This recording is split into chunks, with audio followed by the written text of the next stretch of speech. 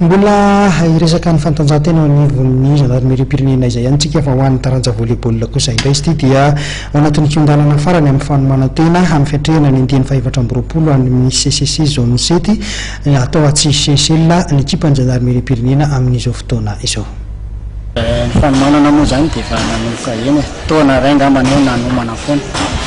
vitsivitsany ny atao hoe trêve angambany ilazana anazy dia ao anatin'le tena hoe dernier droite moa ny ilazantsika anazy ny GNVB amin'izao fotoana izao. Ny tena omanina moa zany dia fanatsarana ny service dia ny resaka organisation ana défense zany zay zany tena namafisina tena natao tena tsindrina manokana moa zany tamin'ity farany ity zany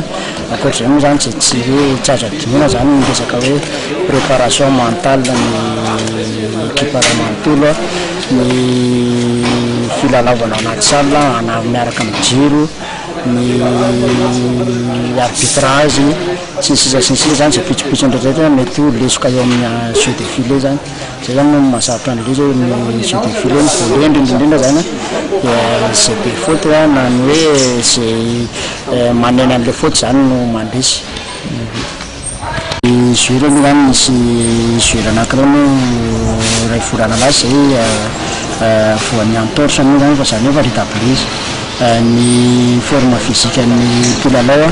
dia iverina fa tokony zany ny fijeroko anazy aloha le pitsopitsony kely le technique kely le organisation kely zany amin'ny volley